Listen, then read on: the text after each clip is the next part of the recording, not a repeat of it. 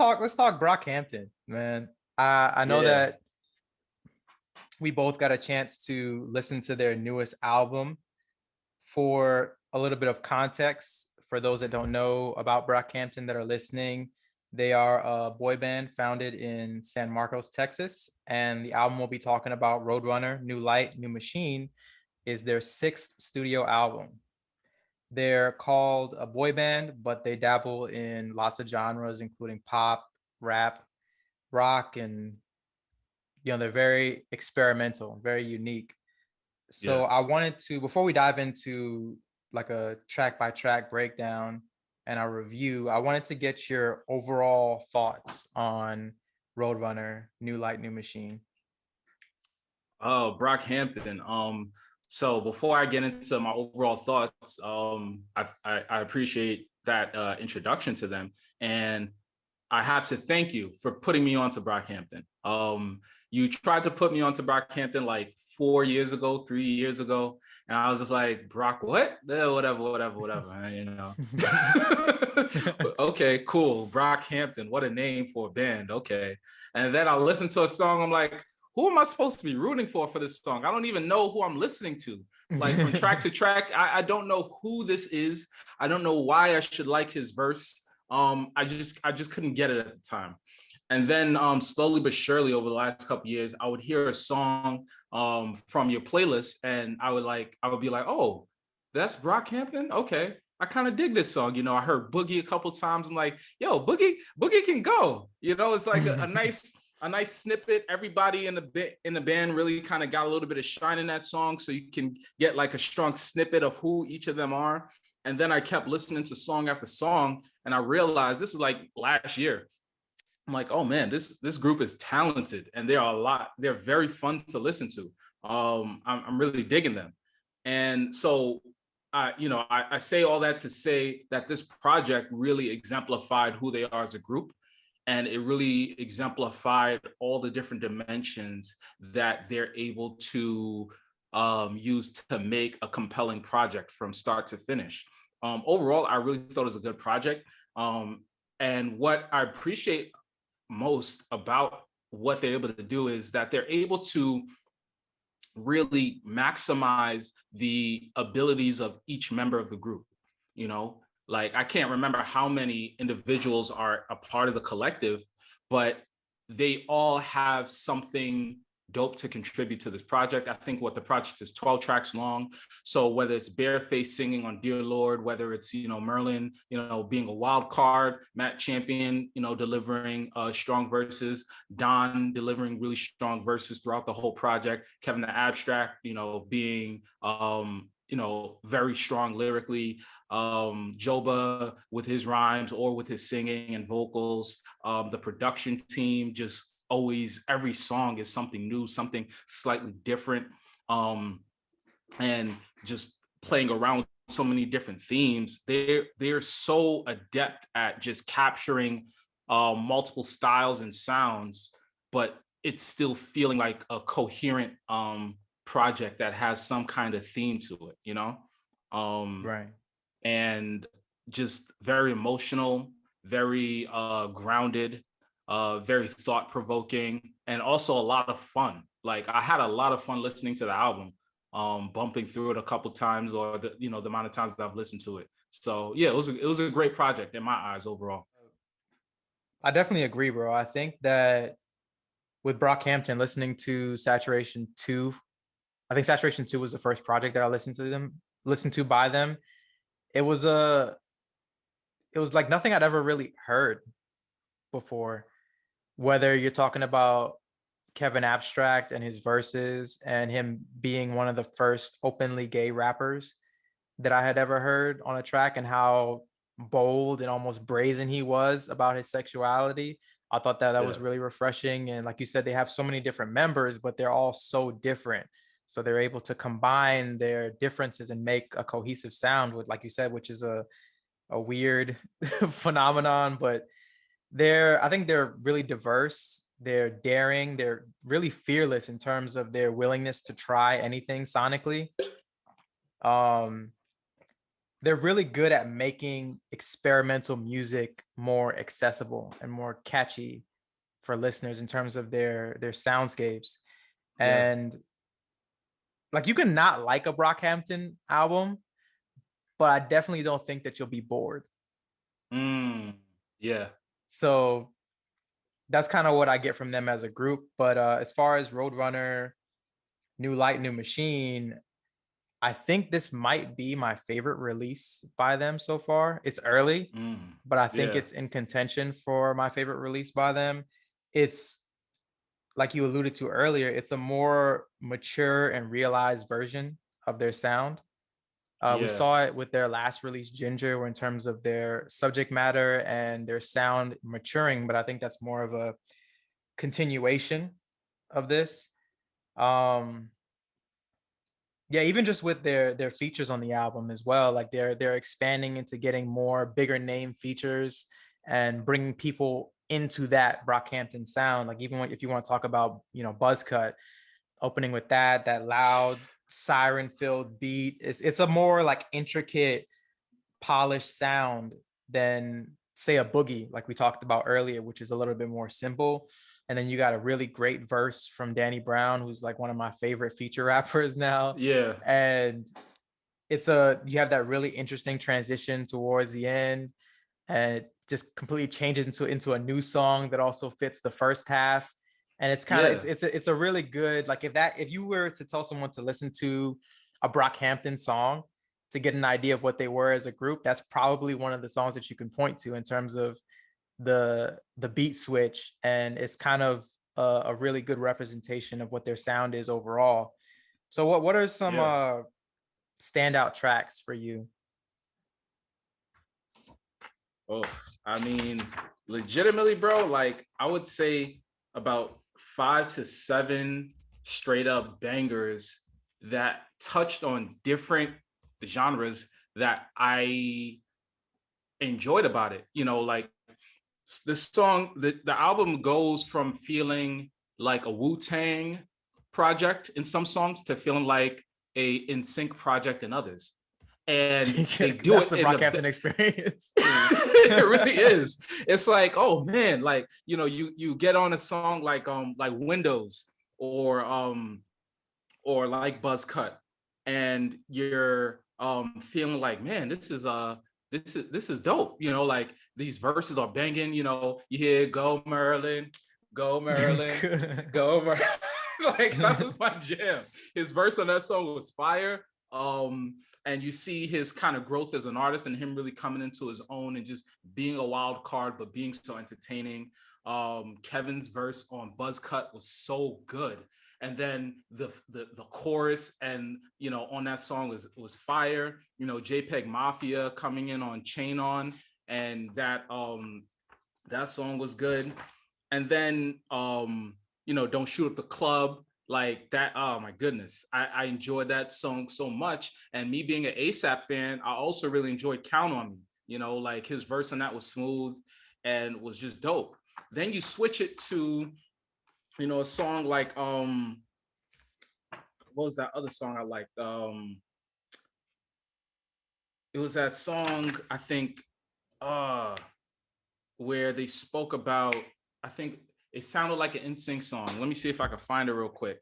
But that or Dear Lord, where it actually reminds me of Boyz II Men with the way that Bareface kind of led that project using the auto tune in a very beautiful and soulful way, and then having other members of the group kind of do the background vocals as they pray. I was wondering who they were praying for, if it was maybe an ode to Amir or someone else that is really close to them that's struggling with something.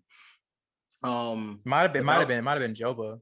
That's kind of I think it probably goes across for anyone. But as far as what Joba was talking about on this album, I think for me that's kind of where it hit the most as far as what he was going through. Okay, yeah. Oh, okay. What's the occasion? That's the song that they sounded straight up like NSYNC. I'm like, okay, like this is awesome. Very like fun and upbeat and just it was fun and upbeat. But they were talking about about what was it about being a drug dealer, right? I think that was the Yeah. song. Like I forgot the bar, and yeah, so just it just showed their range, and it just showed how many different influences they borrow from. That is able to make them into such a unique group and such a unique experience from track to track. Yeah. Yeah. It's such a good album. I think I'll say what I didn't like first, and it's a very small gripe, but I guess I didn't really care for I'll Take You On and Old News, like those tracks in the middle back to back. Like I could probably do without those. Okay. But outside of that, I think every song is it's a banger. There were so many different moments on this album that I really enjoyed. Whether you're talking about Don't Shoot Up the Party, it almost sounds like a anti-mass shooter Yeah. anthem, which is Yeah. crazy. And then you've got Kevin Abstract talking about his own self-hatred as Yeah. well as racism.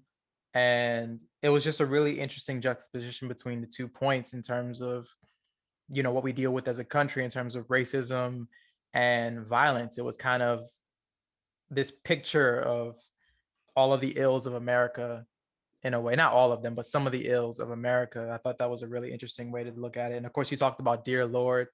That's one of my favorite. Like Bareface, anytime he has a track by himself, it's always one of my favorite songs because I feel like Yeah. he's just super talented. And it was really, I love the way that he layered all of his vocals.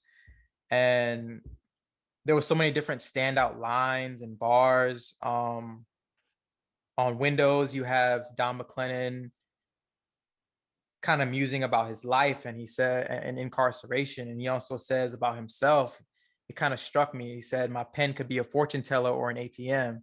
Like, just about his voice and about music and how his his thoughts can take him in so many different directions, and whether or not what he's writing about could possibly be, like, I guess I took it as more of a self-fulfilling prophecy, or whether he's writing and his talents could just be about money. I thought that that was really intriguing. I think that Kevin Abstract had so many different interesting moments. I think on the light, he was saying he's still struggling about telling his mom who he's in love with, even though that their relationship is by and large okay. He says they're in a good place. And we talked about Saturation 2 and his acknowledgement of his sexuality on that album and being so open about it.